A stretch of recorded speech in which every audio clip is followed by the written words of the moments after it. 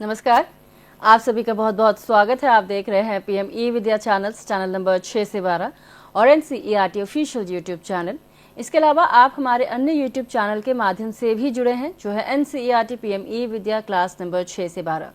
इन तमाम माध्यमों पर आप सभी का स्वागत करती हूं मैं रेणु भट्ट अपने इस लाइव इंटरैक्शन में, जिसमें हम बात कर रहे हैं अपने 5 दिवसीय ऑनलाइन प्रशिक्षण कार्यक्रम के ऊपर। और अपने सभी देखने वालों को हम बता दें कि ये 5 घंटे का 5 दिवसीय ऑनलाइन प्रशिक्षण कार्यक्रम है, जो केंद्रीय शैक्षिक प्रौद्योगिकी संस्थान एनसीईआरटी द्वारा गृह मंत्रालय के भारतीय साइबर अपराध समन्वय केंद्र के सहयोग से आयोजित किया जा रहा है। आज इसका अंतिम दिन है और इस पूरे हफ्ते हमने बात की साइबर अपराध के बारे में। हमने जाना कि किस तरह से साइबर अपराध हो सकता है, क्या उसकी अवधारणा है और क्या क्या उसके रुझान हैं जो हमें समाज में अपने आसपास देखने को मिलते हैं, कितने उसके प्रकार हैं, क्या क्या कानून है जो हमारी सुरक्षा के लिए बने हुए हैं, और किस तरह से यदि आपके साथ कोई भी साइबर अपराध हो जाता है जाने अनजाने तो किस तरह से आप उसे रिपोर्ट कर सकते हैं। रिपोर्टिंग तंत्र के बारे में और प्रतिक्रिया के बारे में भी हमने जाना। आज हम समय में आगे बढ़ते जा रहे हैं और तकनीक के साथ कदम से कदम मिला के चल रहे हैं, लेकिन इन सभी चीज़ों के साथ, इन सभी बातों के साथ साइबर अपराध का दायरा भी बढ़ता जा रहा है। इस बढ़ते दायरे में हमें अपने आप को किस तरह से सुरक्षित रखना है, इस पूरे सप्ताह हमने ये जाना और आज हम जानकारी लेंगे साइबर अपराध से सुरक्षा के बारे में। कौन कौन सी ऐसी बातें हैं, कौन कौन सी ऐसी चीज़ें हैं जो हमें ध्यान में रखनी है जब हम सोशल मीडिया का इस्तेमाल करें या फिर इंटरनेट का इस्तेमाल करें। हम किसी तरह से साइबर अपराध का शिकार ना बन जाएं, इस बात का भी हमें ध्यान रखना है, और हमारे जानने वाले, हमारे प्रियजन भी इसका शिकार ना बने, इस बात का भी ध्यान रखना है। इस बात पर आपको विस्तार से जानकारी देंगे हमारे विशेषज्ञ जो इस समय हमारे साथ जुड़ चुके हैं। चलिए आप सभी का परिचय करवाते हैं उनसे। आप हैं श्री लविश यादव, आप शोधकर्ता हैं भारतीय साइबर अपराध समन्वय केंद्र, गृह मंत्रालय, नई दिल्ली से। सर, आपका बहुत बहुत स्वागत है। बहुत बहुत धन्यवाद मैम आपका। जी। और सर, इससे पहले कि हम ये सत्र शुरू करें, कुछ बातें हम अपने सभी दर्शकों के साथ साझा करना चाहेंगे कि अगर उनके मन में कुछ भी प्रश्न आए या फिर कोई वो बात हमसे साझा करना चाहते हैं तो किस तरह से हमसे जुड़ सकते हैं। हम अपने सभी देखने वालों से ये निवेदन करेंगे कि अगर आपके साथ कोई बात हो गई है या फिर आप अपना कोई अनुभव हमसे साझा करना चाहते हैं, किस तरह से आप बचे हैं, हमें बताना चाहते हैं, तो हमें ज़रूर बताएं फ़ोन कॉल के माध्यम से।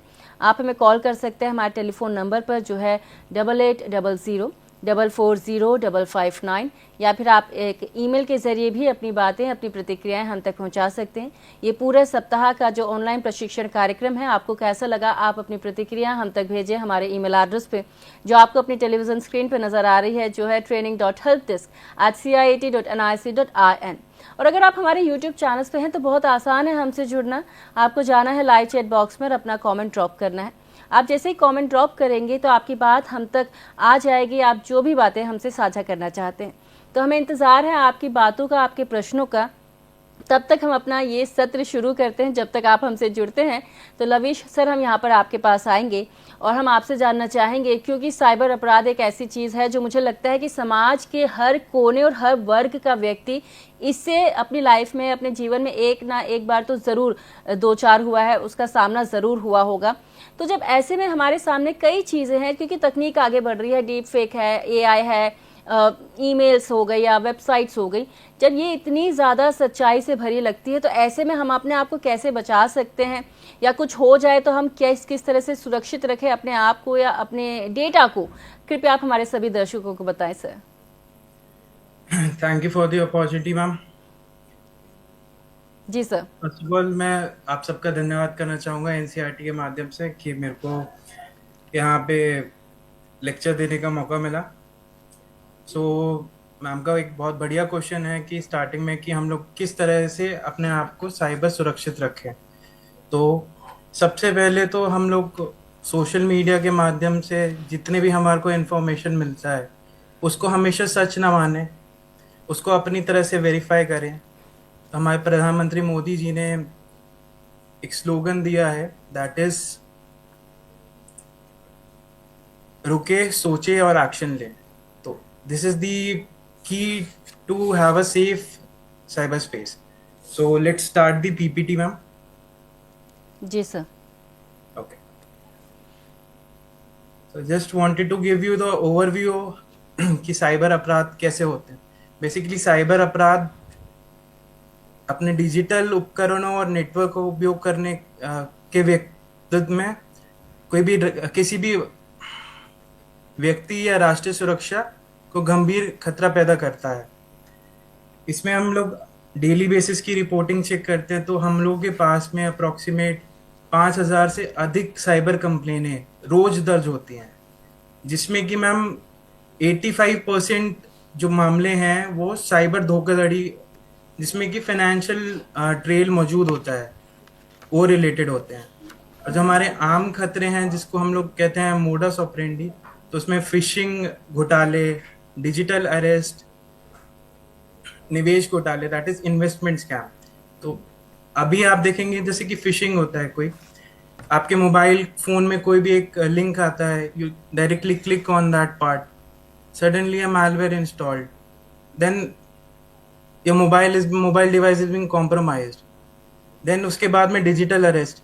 So we see local officials or impersonating like police officials, they call on the mobile cell itself and they try to intervene in the middle of the things and try to impersonate and try to intervene the things. उसके बाद में निवेश घोटाले पे आते हैं।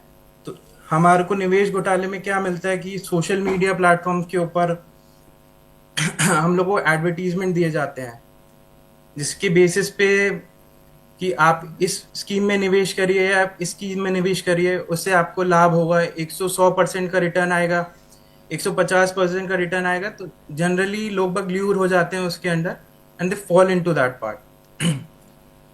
So this is the overview of what is cyber crime. Then next slide. SIM bank खातों से जुड़े साइबर अपराध। So आजकल मैम देखा जा रहा है कि जितने भी फर्जी दस्तावेज हैं, जैसे कि फेक KYC डॉक्यूमेंट्स हैं, जैसे कि आपका पैन हो गया, आपका आधार हो गया, they being misused by the cyber fraudster. They create the replica of the original one. For example, अगर आप किसी भी शॉप पे जाते हैं अपना आधार कार्ड स्कैन कराने के लिए, आधार कार्ड प्रिंट कराने के लिए, तो sometime it is being seen कि वो लोग वहाँ से मिसयूज करते हैं इन सब चीज़ों का। आप किसी भी ऑनलाइन प्लेटफॉर्म के माध्यम पे अपने KYC देते हैं तो देर आर चांसेस कि वहाँ से डेटा जो है लीक हो सकता है और उसके माध्यम से हमारे जो म्यूल सिम और बैंक खाते हैं वो उजागर और नए बन सकते हैं।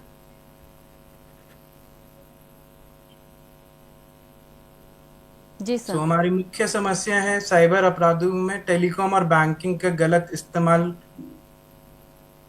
वित्तीय ठगी को आइडेंटिटी थेफ्ट में सहायक। चुनौतियां मैम बेसिकली नागरिकों को कम जानकारी होती है। हम लोग इतना डिजिटल एडवर्टीजमेंट करते हैं, आप शायद वाकिफ होंगे कि I4C और DOT के माध्यम से एक cyber helpline, cyber caller tune भी चलाई गई थी, जिसके थ्रू में हम लोगों ने हर एक नागरिकों को पहुंचने की कोशिश किया था, उनको जागरूक करने की कोशिश किया था। सेकंड, म्यूल खाते। तो what is mule? Mule is a basically one time use accounts that is being used by the fraudster to siphon the money of the innocent citizen. Third is the data breach. As we seen in the recent days कि हम लोगों ने देखा कि for example Domino's pizza का अभी कुछ time पहले डेटा ब्रीच हुआ था, जिसमें कि सिटीजन्स की सारी इंफॉर्मेशन, उनका नाम, उनका बैंक अकाउंट नंबर, उनके addresses, so these are the all details, personal details, जो कि डेटा के साथ में ब्रीच हुआ था, डेटा लीक हुआ था। तो इसके माध्यम से जो साइबर फ्रॉडस्टर हैं वो टेलीग्राम के माध्यम से या डार्क वेब के माध्यम से वो डेटा परचेज करते हैं और उसी के माध्यम से आपको इनोसेंट सिटीजन्स को कॉल आती है, देर बीइंग सीइंग लाइक कि मैं आपका फादर बोल रहा हूँ एंड मेरे को इतने पैसे की ज़रूरत है। इनोसेंट सिटीजन क्या होते हैं कि दे फील कॉन्फिडेंट कि they have all the information about my father और माई मदर और the known one to me, then they start giving the money. Third is the modus operandi. First is the investment stock trading scam. Second is the most common, that is digital arrest. Third is the loan application. Four are the APK based scams. Fifth is the impersonation scams. Sixth is the use of bank account / SIM card as a mule. So हम लोग इनके बारे में थोड़ा थोड़ा बात करते हैं. पहला इन्वेस्टमेंट स्कैम होता है.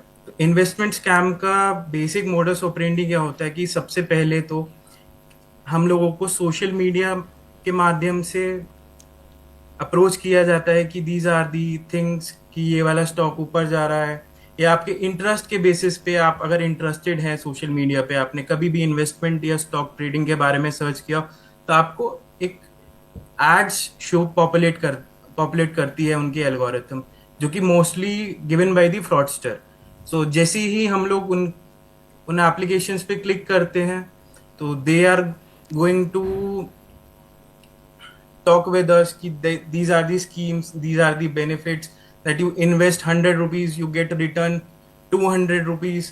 So afterwards when you invest in the same, initially they give you the returns, but afterwards the platforms and the bank account that is being used is being shut down, and the application is finally vanished. And still then जब तक किसी भी समझ में आता है कि हमारे साथ क्या हुआ, तब तक तो बहुत देर हो चुकी होती है. तो उनका जो मोटी आंदनी होती है किसी भी व्यक्ति की, वो चली जाती है. Second is the digital arrest. So digital arrest में क्या होता है मैम, कि जितने भी पुलिस इम्पर्सनेशंस होते हैं या फिर अपना गवर्नमेंट ऑफिशियल्स होते हैं, उनके बेसिस पे आपको फोन किया जाता है कि आपका कोरियर पार्सल स्कैम में पकड़ा गया है, जिसके माध्यम से आपका ड्रग्स बरामद हुई है, तो आपको डिजिटली अरेस्ट होना है. आप अपने बैंक अकाउंट नंबर बताइए, हमारे साथ साझा कीजिए, जिसके थ्रू में वो बताते हैं कि आपको इतना, जो आपका बैंक अकाउंट है वो सीज किया जाता है. Afterwards they give you the details of their bank account and say that कि transfer the money, and after the investigation they will release the money itself. So at the end people are being targeted for the longer time, like people are being arrested for 24 hours to 48 hours, even though 72 hours also. Then third is the loan app. So loan application is the basic thing कि आपको instant loan की ज़रूरत है, तो there are multiple calls that is being rendering around that we'll provide you instant loan without any verification, without any documents, like without giving any KYC and without giving any OTPs. You got the loan easily, but that is not the thing. After getting the loan amount, they will ask you to share they will ask you to install one application that is of the loan application, basically their own loan application. What they do, they take your all the permissions of the mobile itself, and afterwards they taken the control of your phone, and in case you miss the settlement payment, they will start threatening you. They will say that I have the full access of your phone, I will share all unnecessary photos to your relative, friends, families. So this is the basic loan application scam. Now fourth is the APK based scam. So आजकल हम लोगों को देखा जाता है कि जितने भी बैंक ऑफिशियल बन के फोन हम लोगों को व्हाट्सएप किया जाता है कि मैम आपका KYC या फिर बैंक अकाउंट इन्फॉर्मेशन ये मिसिंग है चीज़ें.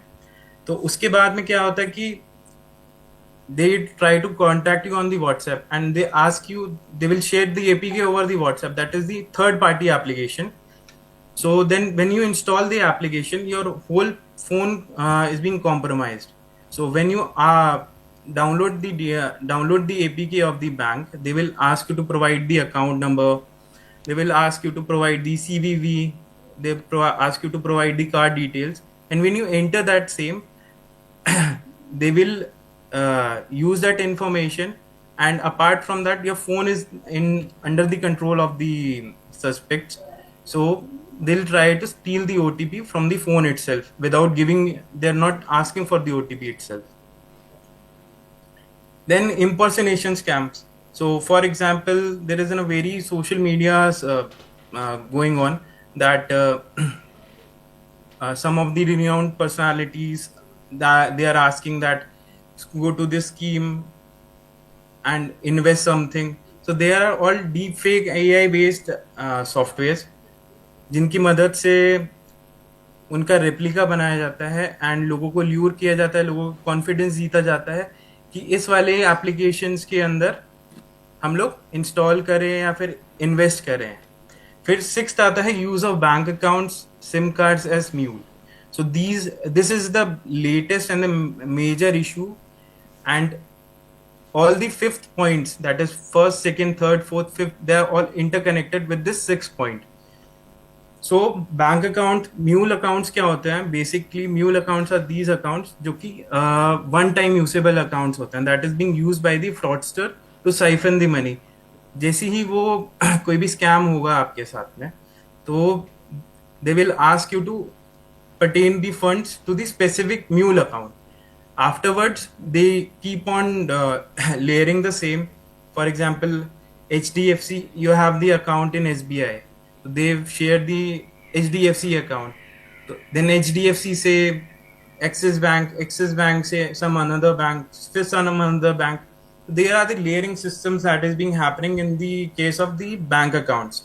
And in SIM card as a mule, you give your ID to any of the POS agent, that is the point of sale agents, in which they generally they issue the SIM on behalf of the individual, and the individual doesn't know that कि उसके नाम पे कोई SIM भी और issue हुआ है या नहीं हुआ है. Let's go to the next slide. Sir, यहाँ पर हम आपसे निवेदन करेंगे कि यदि आप हिंदी में बोलेंगे ज़्यादा तो बेहतर रहेगा sir. No issue, ma'am. I'll try to speak in English. जी. Yes. So investment stock trading scam किस प्रकार से होते हैं, हम ये जानने की कोशिश करते हैं. तो स्टॉक ट्रेडिंग एप्लीकेशन और इन्वेस्टमेंट स्कैम्स के थ्रू में पहले हमारे को माध्यम किया जाता है, टारगेट किया जाता है थ्रू सोशल मीडिया एप्लीकेशंस.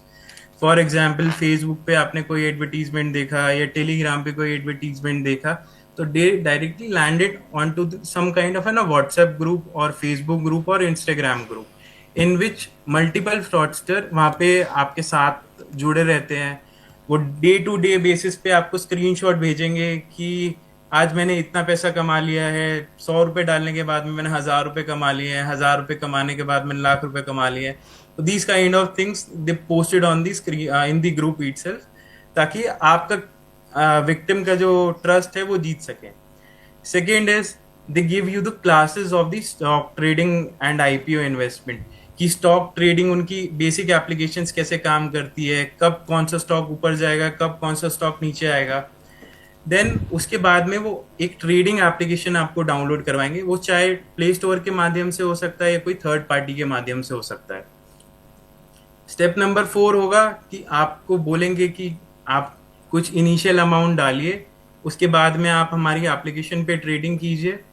उसके बाद में आपको टास्क दिए जाते हैं कि आज को आपको 1000 रुपये बनाने हैं, फिर कल को आपको 1 लाख रुपए बनाने हैं, फिर 10 लाख रुपए बनाने हैं. सो इसके बेसिस पे आपको इनिशियल अमाउंट पहले छोटा रहेगा. छोटा रहने के बाद में जब तक अमाउंट छोटा है, फॉर एग्जाम्पल 5 to 10,000, तब तक तो दे विल इनिशिएट पे आउट्स, इनिशियल पे आउट. लेकिन जैसे जैसे जैसे कस्टमर या विक्टिम का ट्रस्ट बनता जाता है, तो they will ask you to add more fund, ताकि आपको जो रिस्क, आपका जो रिटर्न्स है वो ज्यादा है. फॉर एग्जांपल आपको बोलेंगे कि आप 50 लाख इन्वेस्ट कीजिए, ताकि आपका जो इन्वेस्टमेंट है वो एक रिटर्न्स है जो 1 करोड़ या 2 करोड़ बन जाए या 3 करोड़ बन जाए, मे बी ज्यादा. सो इस तरीके से they already release all the funds from your bank account. हमारी जितनी भी साल की जमा पूंजी होती है वो सब खाली हो जाती है. In step 5th, when you try to, जब आपने एक अच्छा खासा अमाउंट सेटल डाउन कर लिया, आप सोचते हैं कि चलिए मैं कुछ पैसे निकाल लेता हूँ, तो इनिशियल लेवल पे आपका अकाउंट वहाँ पे उसी एप्लीकेशन में फ्रीज हो जाता है. और फिर वो लास्ट में बोलते हैं कि हम आपकी प्रोसेस पेमेंट नहीं कर पाएंगे. इतना टाइम होने के बाद में जब किसी विक्टिम को समझ में आता है कि मेरे साथ क्या हुआ, जब तक उसका पूरा का पूरा बैंक अकाउंट, उसकी जिंदगी भर की सेविंग्स सब खाली हो जाता है। एंड ये इन्वेस्टमेंट का जो हमारा मोडस ऑपरेंडी है, इसमें हम लोगों को बहुत देर में पता चलता है कि हम एक साइबर क्राइम के विक्टिम बन चुके हैं, जिसमें कि अगर हम लोग एट द टाइम जब हम लोग को समझ में आता है कि हाँ हम लोग के साथ में फ्रॉड हो चुका होता है, तो इतने माध्यम से जो सस्पेक्ट्स होते हैं वो छोटे छोटे अमाउंट्स को कैश विड्रॉल या फिर किसी भी और माध्यम में कन्वर्ट कर चुके होते हैं, डिजिटल इकोसिस्टम से ही बाहर निकाल दिया होता है उन्होंने।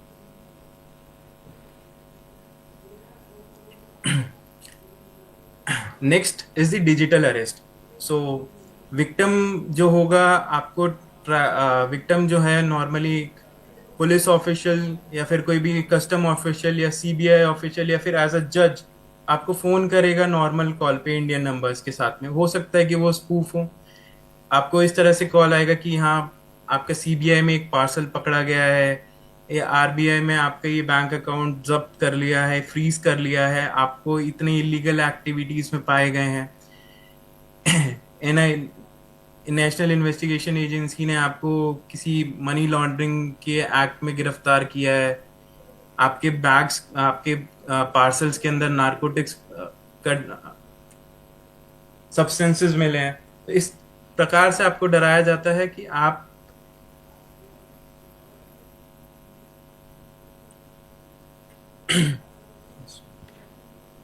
इस प्रकार से डराया जाता है कि जो नॉर्मल व्यक्ति होता है वो बोलता है कि यार मैंने तो कुछ गलत नहीं किया है, फिर भी मेरे को पता नहीं ये पुलिस वाले क्यों हरास कर रहे हैं।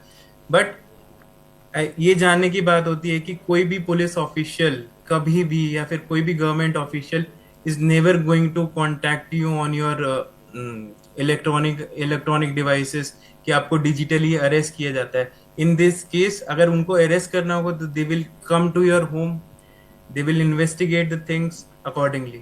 There is nothing like digital arrest. Next,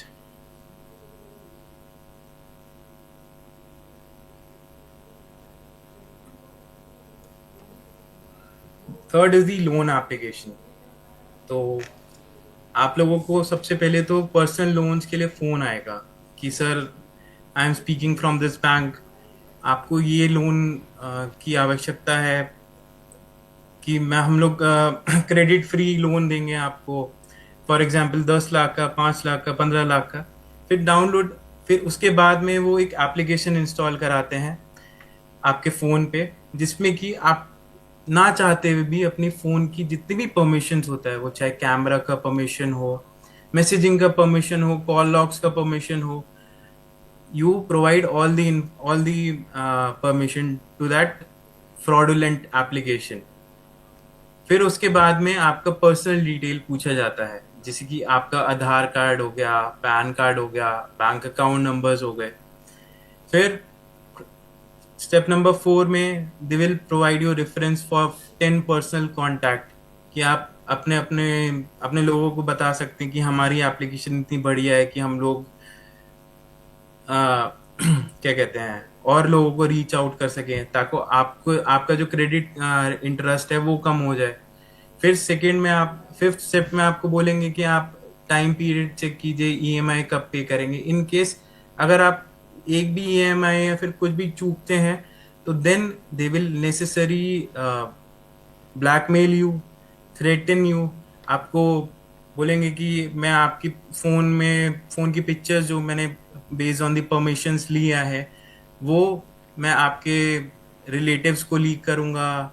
it's a second kind of extortion, they will also use that tactics, and afterwards वो आपको इतना प्रेशराइज कर देंगे that it may lead to stress, or sometimes there are suicidal cases also being seen at that point. Next is the APK scam. So APK scams के अंदर mostly जितने भी bank employ होते हैं वो अपने आप को इम्पर्सनेट करते हैं कि सर आपका KYC मिसिंग है, आपका ये तो पैन कार्ड मिसिंग है, या फिर आपका आधार कार्ड मिसिंग है बैंक अकाउंट में, you have to immediately link, otherwise क्या होगा कि आपका बैंक अकाउंट जितना भी है वो फ्रीज हो जाएगा. सो afterwards they will share you some APK, that is it is being visible on the screen, that is ICICI bank.apk. तो जिसका भी अकाउंट होगा ICICI बैंक में, they will see कि यार ये it's a legitimate thing that someone from the bank मेरे को अप्रोच कर रहा है कि यार मेरा KYC अपडेट करना है, अदरवाइज मेरा बैंक अकाउंट में से हो जाएगा. तो afterwards you install that APK, it's give all the permissions and the rights, and जैसी जैसी आप उसको बिल्कुल आपके नॉर्मल एप्लीकेशन जो बैंक के एप्लीकेशन होता है उसी का रेप्लिका होता है, जिसमें कि आपको इनिशियल बेसिस पे अपने अकाउंट नंबर डाल के पासवर्ड डाल के OTP डाल के लॉग इन करना होता है. That is the same replica that is being fraudster is being currently using that. तो जैसे जैसे आप अकाउंट नंबर डालेंगे तो उनके बैक एंड पे, that is command and control centre पे, that bank account number will fetch to that command and control centre. That for example, Amit has installed this application, his account number is 12345, तो back end पे भी 12345 ही दिखेगा. फिर second जब password डालेगा XYZ@1234, तो वो भी बैक एंड पे दिखेगा. एंड आफ्टरवर्ड्स जब आपके पास में इनिशियल क्रेडेंशियल आ जाते हैं तो ये APK क्या करता है, आपका फोन का क्लोनिंग करता है एंड जो मैसेजेस होते हैं वो राउट करता है बैक एंड पे. सो आफ्टरवर्ड्स फ्रॉडस्टर को आपका बैंक अकाउंट नंबर मिल गया, पासवर्ड मिल गया, and he has the access of your phone through this malicious application. So आपको OTP भी देना नहीं पड़ा इस केस में. So afterwards he has got all the access. वो सबसे पहले आपका फोन नंबर चेंज करेगा, आपके अकाउंट्स को धीरे धीरे धीरे धीरे NEFT करेगा, RTGS करेगा, UPI करेगा, IMPS करेगा through in different mule accounts that is being used. And afterward उसके बाद लेयरिंग करते करते करते he will going to vanish all the amount. And fraudster का जनरली पर्पस क्या होता है कि जितना भी हमारा पैसा है वो डिजिटली इकोसिस्टम से बाहर निकाले एंड उसको लिक्विडेट करे कैश के अंदर.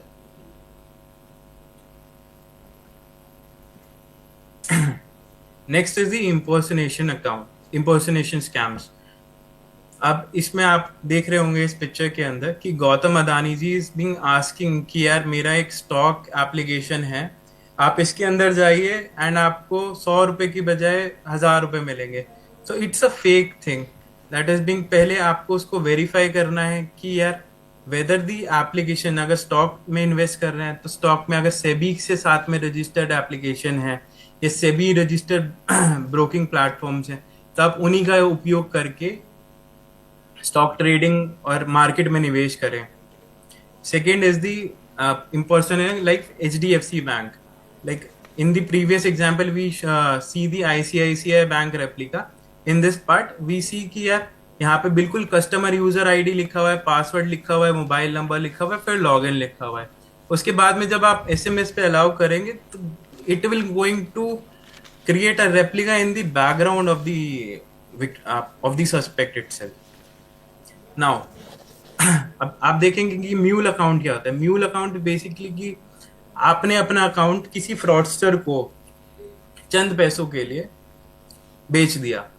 तो on the social media platform जैसे कि ये टेलीग्राम हो गया, तो there are many much demands that is being occurring on the digital media platform कि भाई मेरे को HDFC का अकाउंट चाहिए, मैं आपको जितना भी ट्रांजेक्शन होगा उसका 10% कमीशन दूंगा, या IDFC का है तो मैं 20% दूंगा. तो हर एक बैंक का अलग अलग rate it is being fixed on the social media platform. And उनका पे आउट कैसे होता है कि म्यूल अकाउंट उन्होंने परचेज कर लिया, उनका पे आउट इस तरह से होता है कि दे will give you the cryptocurrency in which you can purchase the things on dark web, or itself you can purchase the thing from the Binance platform, WazirX platform, etc etc. Now there are some vectors जैसे कि digital ads हो गए जिसमें कि normal citizen targeted होते हैं. जैसे कि आपने लिखा अर्न जॉब, तो there are sponsored ads that is being flashed by the fraudster. वो लोग चलाते हैं सोशल मीडिया प्लेटफॉर्म पे अपने एड्स ताकि की रीच जो है विक्टिम तक ज्यादा से ज्यादा पहुंच सके. सो दे माइट गिव यू, क्या कहते हैं, फ्रॉडस्टर जो होते हैं ना, आप ही के पैसे से फेसबुक को पैसा देते हैं. फेसबुक को पैसा देने के बाद में दे विल गूगल को पैसा देते हैं, एंड उसी के बाद में आप ही के खिलाफ ये एड्स लाइव करते हैं on this various advertisement agency. And after seeing that, doing the due diligence analysis, तो मोस्टली जितना भी हम लोगों ने हॉटस्पॉट एरियाज देखे हैं, जितने भी साइबर क्राइम के जो ओरिजिनेशन होता है, वो बेसिकली या तो चाइना हो गया, कंबोडिया हो गया, म्यांमार हो गया, लाओस हो गया, जितने भी ये साउथ ईस्ट एशियन कंट्रीज हैं, that is the biggest threat to us in terms of the cyber crime. Now vector 2, that is WhatsApp and Telegram.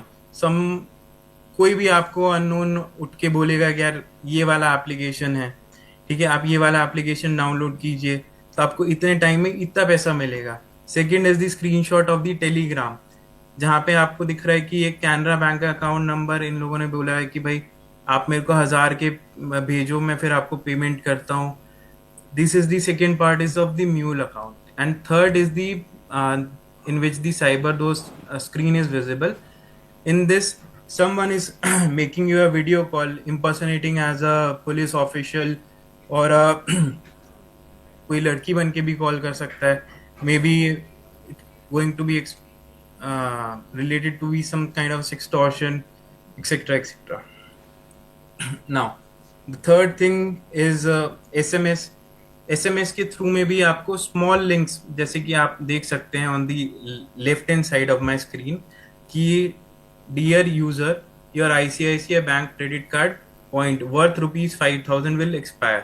तो they will give you some kind of shortened URL, जो कि जैसे कि bit.ly हो गया, या फिर वो पूरा का पूरा आपको रेप्लिकेट नहीं करेगा उस पार्ट में.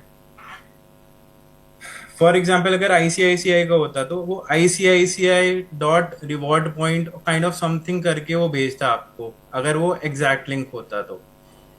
अब SMS हेडर्स के थ्रू में भी आपको नॉर्मल मैसेजेस आते हैं कि फॉर एग्जाम्पल, डियर यूजर, आप पार्ट टाइम जॉब करना चाहते हैं, क्या आप 50,000 रुपये महीना कमाना चाहते हैं, तो एक व्हाट्सएप का लिंक होता है उसके साथ में अटैच, दैट इज wa.me/+ जो भी नंबर होगा. जैसे ही आप उस पर क्लिक करेंगे तो एक initially automatic WhatsApp chat login हो जाता है, जिसके थ्रू में फ्रॉडस्टर फिर कम्युनिकेट करता है further process. Now there are some legit phishing website जो कि लुक लाइक का रेप्लिका. जैसे आप यहाँ पे देखेंगे सिटी बैंक का, तो यहाँ पे citibank.portal.wixsite.com. तो दीज आर दी कीवर्ड्स. अगर कोई भी बैंक का वेबसाइट होता है तो वो HDFCbank.com या फिर ICICIbank.com इस तरह से होता है, and they always use the HTTPS method to secure that channel communication itself, and they never ask you about the information that is CVV number. CVV number नहीं मांगेंगे, कभी भी OTP नहीं मांगते. दो चीजें हैं. Then Android applications. So SMS forwarder. There is an application जिसका मैं एक केस स्टडी आपको छोटा सा बताना चाहूँगा. So एक छोटा सा एप्लीकेशन आया था मार्केट के अंदर, ठीक है. उसमें क्या होता था कि आप को सिर्फ और सिर्फ व्हाट्सएप, फेसबुक पे आपको लाइक करना होता था खाली, ठीक है. बैकएंड में क्या करता था प्रोसेस, वो जितने भी आपके कॉन्टैक्ट्स होते थे उसको आप ही के नंबर से मैसेज करता था, 100 मैसेज डेली के बेसिस पे टू अनदर XYZ कंज्यूमर्स, कि यार ये वाली एप्लीकेशन है और इस पे आप क्लिक करेंगे तो इतना पैसा कमा सकते हैं. This is called the telecom mules, जहाँ पे वो एक पोजीशन को टारगेट करके 1000 कस्टमर तक रीच कर रहे थे विदाउट कॉम्प्रोमाइजिंग और without using any SMS header. मतलब मैं ही जेन्युइन आदमी हूँ, मैं ही 100 लोगों को भेज रहा हूँ based on the application install my phone.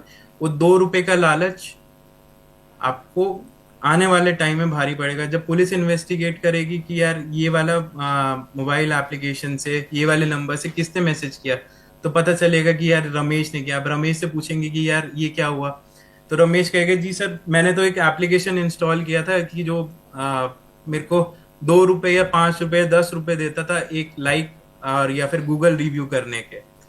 So these kind of activity, please don't fall into the prey of the cyber criminals.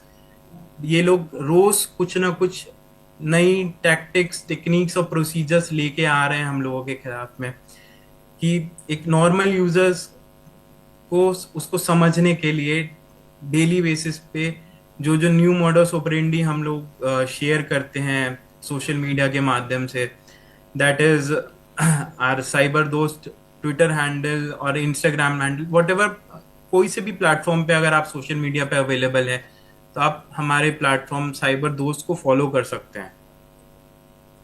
Third, fifth is the vector, that is mobile apps. तो यहाँ पे different type की mobile applications होते हैं जिसमें कि cyber criminals use करते हैं।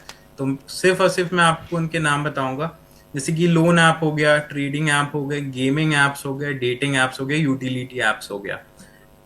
सो बेस्ड ऑन द इंटरेस्ट, जो कि आप अगर एज ए इंटरेस्ट आप शो करेंगे यार मेरे को ट्रेड करना है, तो यू गॉट दी नोटिफिकेशन और relevant ads of trading application. अगर आपको लोन चाहिए, आपने कभी भी लिखा होगा गूगल पे यार I want a loan, how to get a loan of 5,000 और 10,000 और 1,00,000 रुपए, तो आपको लोन के ऐड आने चालू हो जाएंगे। अगर आप गेमिंग खेलते हैं कि यार गेमिंग में for example if you are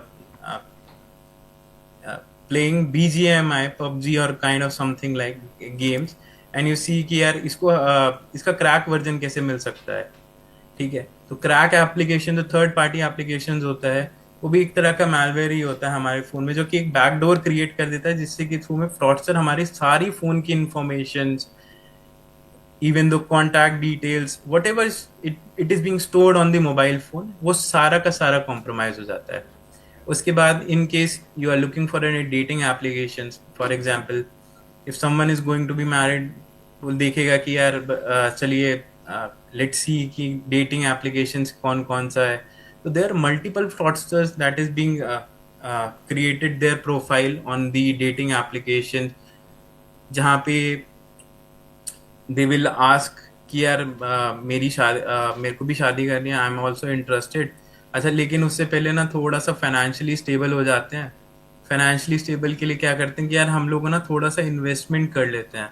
investment कहाँ पे करना है? अच्छा, वही ट्रेडिंग एप्लीकेशंस के अंदर। तो it's a kind of a loop. So अगर आप एक बार भी चूके या फिर लोगों को जज करने में या फिर फ्रॉडस्टर को नहीं पकड़ पाए, तो it is very difficult to save your hard and money. Second, last is the vector 6, that is calls. Someone from the CBI or the customs calls you कि भाई ये देखिए आपके नाम पे वारंट इशू हुआ है, या फिर they will issue a kind of a notice, it is the notice kind of stuff that you have to be present in the court. वहाँ पे आपको एक कोर्ट का भी प्रोसीजर दिखा देते हैं, एज अ पुलिस ऑफिशियल भी रहते हैं भाई आपको 24 घंटे बाद कोर्ट की कस्टडी में आएगा। तो जज साहब वहाँ पे ऑर्डर करेंगे कि बोलेंगे यार अच्छा तुमने ये तुम्हारा पार्सल पकड़ा गया था यहाँ पे। उसके बाद में बोले कि ठीक है your account is being suspended, आपका जितना भी फंड है आप फटाफट इस म्यूल अकाउंट में ट्रांसफर कीजिए। तो आफ्टरवर्ड्स इतने लोगों को पता चलता है, इतने उनका पैसा निकल जाता है। लेकिन अगर आपके साथ कोई भी साइबर क्राइम की कभी भी कोई घटना हुई है, आपको जब भी पता चले, जितना जल्दी पता चले, आप सबसे पहले क्या करें कि cybercrime.gov.in या 1930 जो हमारा प्लेटफॉर्म है उस पर जरूर कॉल करें और अपनी शिकायत जो है वो cybercrime.gov.in पर रजिस्टर तुरंत के तुरंत कराएं, ताकि हमारा जो एलईए है, बैंक प्रशासन है, हमारा यहाँ पे I4C का एक बहुत अच्छा इनिशिएटिव है, that is cyber fraud reporting management system, जहाँ पे भी जैसी भी आप कंप्लेन करेंगे साइबर फाइनेंशियल फ्रॉड का, तो हम लोग क्या करेंगे उस फाइनेंशियल ट्रेल को ट्रेस करेंगे। अगर कहीं पे भी आपका पैसा डिजिटल इकोसिस्टम के अंदर अवेलेबल है तो हम लोग उसको वहीं पर रोकथाम कर सकते हैं. So that is one of the key steps. Never delay the reporting of cybercrime. Immediate report on 1930 and cybercrime.gov.in. Then I4C की भूमिका. I4C बेसिकली क्या है? I4C एक साइबर अपराध समन्वय केंद्र है जो कि पूरे देश भर में जितनी भी हमारी लॉ इन्फोर्समेंट एजेंसीज हैं, जितनी भी हमारी पुलिस हैं, या फिर जितने भी हमारे स्टेक होल्डर्स हैं, जैसे आरबीआई हो गया, सेबी हो गया, डीओटी हो गया, इन सबको कोलैबोरेटिव मैनर में आप लोगों के लिए नियमित तौर पे तत्पर रहने के लिए काम करते हैं एक साथ मिलके, ताकि जितना भी पैसा जो साइबर फ्रॉडस्टर ने एक विक्टिम के साथ में धोखाधड़ी से लूटा है, उसको हम लोग डिजिटली इकोसिस्टम में कंजर्व कर पाए या फिर रोक पाए. तो हमारे मुख्य पहलू क्या है? पहला तो हमारा ये है कि हम लोगों ने national cyber crime reporting portal को चालू किया है और 1930 को चालू किया है. That is 1930 our helpline number and cybercrime.gov.in, that is the national cybercrime reporting portal where you can directly report any complaint that is other than related to financial fraud भी आप cyber.gov.in पे रिपोर्ट कर सकते हैं. Second is the cyber दोस्त. Cyber दोस्त हमारा एक सोशल मीडिया प्लेटफॉर्म है जो कि डिफरेंट सोशल मीडिया प्लेटफॉर्म्स पे अवेलेबल है. जैसे कि आप देखेंगे कि ट्विटर पे अवेलेबल है, फेसबुक पे अवेलेबल है, यूट्यूब पे, इंस्टाग्राम पे. मतलब even though each of the platform we are covering to educate our normal our citizen of India, ताकि उसको जितने भी नए नए तरीके हैं जो कि साइबर क्रिमिनल साझा कर रहा है वो हम आपको जल्द से जल्द साझा कर पाए. फिर हम लोग सहयोग से डीओटी का एक डीआईयू प्लेटफॉर्म है, उनके साथ भी काम करते हैं. जितने भी म्यूल सिम्स जो भी की परचेज किए जाते हैं ऑल ओवर इंडिया, उनको बंद कराने के तहत में डीआईयू हमारे को बहुत सहयोग करता है. उसके बाद में आरबीआई है, डीओटी है, ट्राई है, इन सब के साथ में हम लोग डेली बेसिस पे इंटरेक्शन करते हैं एंड प्रयास करते हैं कि विक्टिम्स को कैसे ज़्यादा से ज़्यादा बेनिफिट मिल पाए एंड साइबर फ्रॉडस्टर को किस तरह से हम लोग कार्रवाई उन पे उचित कार्रवाई कर सके, अलग अलग माध्यम से, अलग अलग रेगुलेटरी के बेसिस पे, अलग अलग पावर्स के बेसिस पे. नागरिकों के लिए सावधान के उपाय. तो अगर हमारे साथ हम लोग क्या क्या चीजें कर सकते हैं अपने आप को बचाने के लिए, that is the major question अभी के लिए, कि हम लोग खुद को बचाने के लिए क्या कर सकते हैं. कि यार अगर मेरे साथ कुछ हो जाता है या फिर मेरे को कुछ भी ऐसा अनजान दिखता है कि जिसकी वजह से साइबर क्राइम हो सकता है या हो जाएगा, तो उसके लिए मैं क्या क्या करूं. सबसे पहले तो आप कभी भी अपना किसी को भी अनजान व्यक्ति को कॉल के थ्रू या मैसेजेस के थ्रू कभी भी अपना ओटीपी शेयर ना कीजिए. अगर आपको लगता है कि संदिग्ध एक्टिविटी आपको दिखे कोई भी, कि यार ये फॉर एग्जांपल ये वाला सोशल मीडिया प्लेटफॉर्म है, यहाँ पे लोगों को फेक एप्लीकेशन के थ्रू में ल्यूर करा जा रहा है या फिर इन्वेस्टमेंट स्कैम्स के थ्रू में धकेला जा रहा है, तो आप वो भी हमारे एनसीआरपी पोर्टल पे रिपोर्ट कर सकते हैं. अगर आपको फाइनेंशियली फ्रॉड के शिकार हो जाते तो 1930 पे तुरंत कॉल कीजिए. और ध्यान रखें, कभी भी कोई भी सरकारी एजेंसी आपको कभी भी कोई कॉल या मैसेज नहीं करती है. आप अपना जो पासवर्ड है वो हमेशा बहुत स्ट्रांग रखिए. आप उसमें न्यूमेरिक लेटर्स लिखिए, लोअर कैरेक्टर छोटे अक्षरों का प्रयोग कीजिए, बड़े अक्षरों का प्रयोग कीजिए, स्पेशल कैरेक्टर का प्रयोग कीजिए.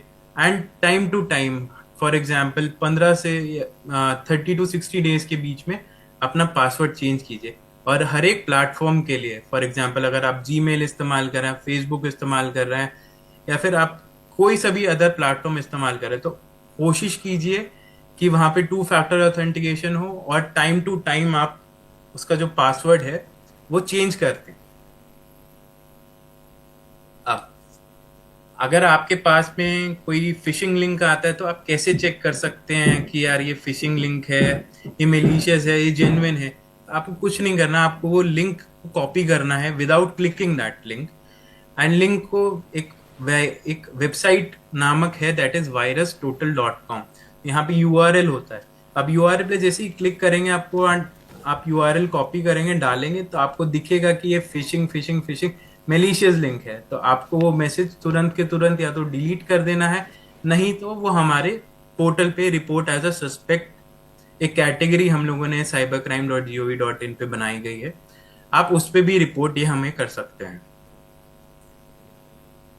उसके अलावा एक सिमिलर वेबसाइट है, दैट इज फिश टैंक, जहाँ पे आपको फिशिंग लिंक्स या फिर ईमेल्स के थ्रू में कोई मेलिशियस लिंक आया है तो आप वो डाल के भी चेक कर सकते हैं, जिसमें कि वो आपको स्कोर बताता है कि ये फिशिंग वेबसाइट है या नहीं है। जैसे कि यहाँ पे आप चेक करेंगे तो ये लिखा हुआ है कि that is 100% fishy, that is 11mail000.cc। Then आपको एसएमएस आते हैं, तो एसएमएस के बेसिस पे जो छोटे यूआरएल्स होते हैं उनकी श्रेणी क्या क्या होती है, जैसे cut.ly, tiny.1, bit.ly, url.tiny.url। so these are the small things, rebrandly, tinyurl, hotsite, bitly, these are the website that is going to be provide you that shortened link, but never click on that link that is came from this website। so आप NCRP पे apart from कोई भी financial trail के अलावा भी अगर आपको लगता है कि संदिग्ध चीजें हैं, तो आप क्या क्या चीजें रिपोर्ट कर सकते हो? तो आप यूआरएल रिपोर्ट कर सकते हो, कोई भी फिशिंग यूआरएल मिला आपको, कोई भी लगता है कि व्हाट्सएप नंबर है कि ये कोई भी अनलीगल एक्टिविटी, अनलॉफुल एक्टिविटी में इंडल्ज है, तो आप वो भी रिपोर्ट कर सकते हैं। टेलीग्राम हैंडल रिपोर्ट कर सकते हैं, कोई फोन नंबर रिपोर्ट कर सकते हैं, ईमेल आईडी रिपोर्ट कर सकते हैं, एसएमएस हेडर रिपोर्ट कर सकते हैं, social media URLs, deep fake. अब ये रिपोर्ट कहाँ करना है सोचते हैं, तो हमारे पास में cybercrime.gov.in के अंदर एक सस्पेक्ट डेटा करके एक टैब है, जहाँ पे आप लास्ट में आएंगे तो यहाँ पे रिपोर्ट सस्पेक्ट है, जहां पर आप website, Telegram, phone number, email ID, SMS, social media, deepfake, इन सबको रिपोर्ट कर सकते हैं without giving your personal information. मतलब it's a kind of a anonymous tip to government agency कि हाँ यार ये वाला बंदा मुझे लगता है कि ये फिशी काम कर रहा है, so it can be taken that part. अब for example if you are being sir see, आपको देखना है कि यार फॉर एग्जांपल मेरे पास में कोई भी बैंक अकाउंट नंबर आता है किसी भी एक अननोन बंदे से, मैं नहीं जानता, तो मेरे को ट्रस्ट करना है लेकिन मेरे को पैसे भी भेजने हैं, तो यहाँ पर आप ना सस्पेक्ट डेटा में ही एक और हमारा टैब अभी ओपन होने वाला है, जिसमें कि आप बैंक अकाउंट नंबर भी चेक कर सकते हैं। Bank account number, UPI number, अगर वो एनसीआरपी पे रिपोर्टेड होगा तो आप थोड़ा सजग हों, उसको देखें, उस बंदे से मिले, अगर आपको लगता है कि हाँ पैसे भेजने अनिवार्य हैं तो ही भेजें, अदरवाइज उसको एनसीआरपी पे रिपोर्ट करें। अब उसके बाद हम लोग सबसे इंपॉर्टेंट स्टार्टिंग में मैंने बात किया था, that is about data leak. So हम लोग कैसे चेक कर सकते हैं कि हमारा कहाँ पर क्या क्या चीजें डेटा लीक हुआ है? तो that is a website have I been on.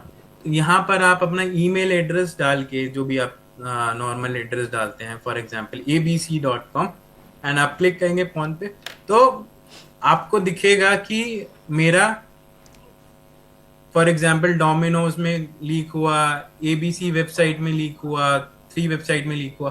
तो after getting all the leak information, you immediate change your password and try to hide the information and try to avoid unnecessary calls that is being coming from the any unknown number.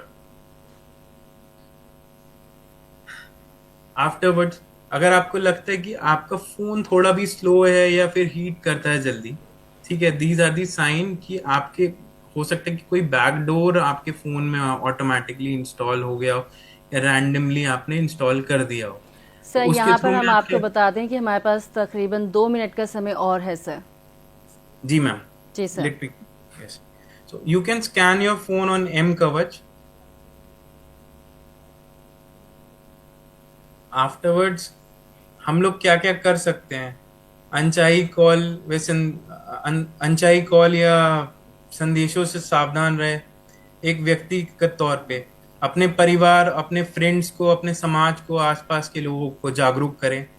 ठीक है। समुदाय के लिए as a organisation क्या कर सकते हैं? आप हमारे सोशल मीडिया प्लेटफॉर्म्स पे based on the small small advertisement हम लोग स्मॉल स्मॉल क्लिप्स हम लोग चलाते हैं, उसको अपने कम्युनिटी में शेयर कर सकते हैं। I4C को छोटे जितने भी लीड्स हैं वो हम लोगों को रिपोर्ट सस्पेक्ट में आप लोग शेयर कर सकते हैं। एंड राष्ट्रीय लक्ष्य ये है कि हमारा राष्ट्रीय शिक्षा नीति को आप लोग इम्प्लीमेंट करने में सहायता कर सकते हैं। So that's all from my side ma'am. जी सर, यहाँ पर क्योंकि समय हमारे पास बहुत कम है, लेकिन हम आपसे ये जानना चाहेंगे जाते जाते कि जब हम बात करते हैं, क्योंकि साइबर अपराध तो दिन प्रतिदिन बढ़ते जा रहे हैं, साइबर अपराधी जो हैं वो भी अपने तरीके बदलते जा रहे हैं। ऐसे में कई जगह हमें अपना डेटा देना पड़ता है, हमें अपनी जानकारियां देनी पड़ती हैं, और क्योंकि साइबर अपराध का एक मुख्य उद्देश्य हमारा जो है आर्थिक नुकसान ही है, तो ऐसे में उन जानकारियों को हम किस तरह से बचा सकते हैं, या फिर किस तरह से हम उन्हें दें कि वो सुरक्षित रहे sir? Ma'am that is a good question. आपने मास्क आधार कार्ड के बारे में सुना होगा, कहीं भी आपको आधार कार्ड देना है या पैन कार्ड देना, तो अभी गवर्नमेंट ने क्या फैसिलिटी चालू करा है कि you have to provide the mask things, जिसमें कि आपका लास्ट 4 डिजिट या 5 डिजिट ही मेंशन होता है। So apart from giving all the documents जहाँ पे KYC की रिक्वायरमेंट है, वहाँ पे आप मास्क डॉक्यूमेंट्स आप प्रेफर करें देना, ताकि जो साइबर फ्रॉडस्टर हैं वहां तक आपका पूरा इंफॉर्मेशन ना पहुंचे किसी भी टाइप से। जी, तो इस तरह की सावधानियां बरती जा सकती हैं। बाकी सर आपने बहुत ही विस्तार से हमारे सभी दर्शकों को बताया कि वो क्या क्या चीज़ों पर सावधानी बरतें, और अगर उनके साथ कुछ हो जाता है तो cybercrime.gov.in इस वेबसाइट पर या 1930 पर भी कॉल करके बताया जा सकता है। तो ज़रूर जितने भी लोग हमें सुन पा रहे हैं या देख पा रहे हैं, हमारे साथ जुड़े हुए हैं इस पूरे सत्र में, वो अगर उनके साथ कोई भी फ्रॉड होता है या उनके जानने वालों के साथ कोई भी अपराध होता है तो वो रिपोर्ट ज़रूर करें। Yes. जी सर, तो यहाँ पर लविश सर हम इस सत्र को यहीं पे समाप्त करना चाहेंगे, लेकिन जाने से पहले हम आपको बहुत बहुत धन्यवाद देना चाहेंगे सर इस बहुमूल्य जानकारी के लिए। सर बहुत बहुत धन्यवाद आपका। Thank you so much ma'am. बहुत बहुत धन्यवाद सर। यहाँ पर हम अपने सभी देखने वालों का भी धन्यवाद करना चाहेंगे, और एक बार फिर से हम आपको ये याद दिलाना चाहेंगे कि यदि कोई भी प्रतिक्रिया आप देना चाहते हैं, फीडबैक देना चाहते हैं, तो आप हमें ईमेल ज़रूर करें हमारे ईमेल एड्रेस पे जो है training.helpdesk@cit.nic.in। तो इसके साथ ही हम यहाँ पर इस ऑनलाइन प्रशिक्षण कार्यक्रम को समाप्त करना चाहेंगे, और हम पूरी उम्मीद रखते हैं कि आपको इस पूरे सप्ताह के हम साइबर अपराधों के बारे में जानकारी ले रहे थे, आपको जानकारी मिली है और आप इसका पूरा पालन करेंगे। यहाँ पर अपने सभी देखने वालों को हम बता दें कि यदि आप चौथी और 7वीं कक्षा की नई NCERT की पाठ्य पुस्तकें लेना चाहते हैं तो आप Amazon, फ्लिपकार्ट और NCERT के आधिकारिक वेबसाइट पर जाकर ऑर्डर कर सकते हैं। इसके साथ ही हम आपको बताना चाहेंगे आपसे थोड़ी देर में आप कौन कौन से सत्र देख सकते हैं PME विद्या चैनल्स पर। कुछ ही देर में हम सहयोग सत्र के साथ हाजिर होंगे, जो कि जिस पे हम बात करने वाले हैं breaking the silence, supporting mental health in schools. इस विषय पर चर्चा की जाएगी 5:30 बजे। जैसे कि आपको पता है हमारा विशेष सत्र नीपा का रहता है, जिसमें हम एक स्कूल हेड से बात करते हैं। आज हमारे जो स्कूल हेड हैं वो ओडिशा से हैं। आप ज़रूर उनकी जर्नी, उनकी पूरे जीवन यात्रा के बारे में सुने और आप उनसे प्रेरणा लें, अपनी बातें हम तक ज़रूर पहुंचाएं। इसी बात के साथ मैं रेणु भट्ट आप सभी से ले लेती हूँ अनुमति। आप बने रहें PME विद्या चैनल्स पर और अधिक रोचक और ज्ञानवर्धक कार्यक्रमों के लिए। नमस्कार।